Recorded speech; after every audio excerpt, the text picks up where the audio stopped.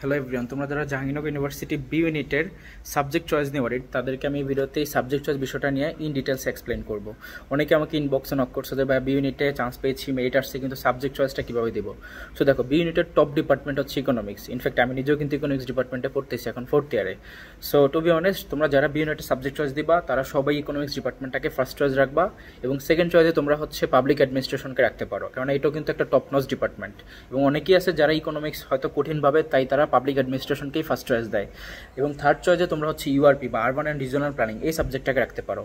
এর পাশাপাশি তুমি হচ্ছে যেটা তোমাদের ফোর্থ চয়েস, সেটাতে রাখতে পারো জিওগ্রাফি, এবং এরপর রাখতে পারো হচ্ছে তোমাদের যে আরেকটা সাবজেক্ট যে গভর্নমেন্ট অ্যান্ড পলিটিক্স, সেই সাবজেক্টটাকে। তারপর হচ্ছে লাস্টে অ্যানথ্রোপোলজি। সো এই যে সিকোয়েন্সটা বললাম, এই সিকোয়েন্স অনুযায়ী তুমি দাও, তাহলে হচ্ছে তোমার বি ইউনিটে বেশ ভালো একটা সাবজেক্ট চলে আসবে। কারণ অনেকেই আছে কিন্তু এখানে ভর্তি হবে না, বা অনেকের অন্যান্য জায়গায় আরও ভালো মেরিটে চলে আসবে, তারা কিন্তু এখান থেকে শিফট হবে, তখন তোমার মেরিট অনুযায়ী কিন্তু তোমাকে উপরের সাবজেক্টটা দেওয়া হবে। সেই জন্য সাবজেক্ট চয়েসটা এই সিকোয়েন্সটাকে মেনটেন করতে হয়। ইনফ্যাক্ট তুমি যখন জাহাঙ্গীরনগরে তোমার হচ্ছে ভাইবা দিতে যাবো, সেখানেও জিজ্ঞেস করবে যে তোমার প্রেফারেন্সটা কি। তো তোমার প্রেফারেন্স অনুযায়ী কিন্তু তোমাকে সাবজেক্ট অ্যালট করা হবে, যদি তুমি হচ্ছে সাবজেক্ট যতগুলো আছে বা সিট যতগুলো আছে সেই অনুযায়ী মেরিটে থাকো। যেমন আমার যখন ভাইবা হয়েছিল, তখন আমি যখন গেছিলাম, তখন আমাকে বলতেছে তোমার মেরিট কত। বললাম যে আমি 6th হয়েছি বি ইউনিটে। পরে বললো যে তুমি তাহলে তো ইকোনমিক্সে যাবা। উনি আমাকে জিজ্ঞেস করার আগেই বুঝতে পারছে যে আমি ইকোনমিক্সে যাবো।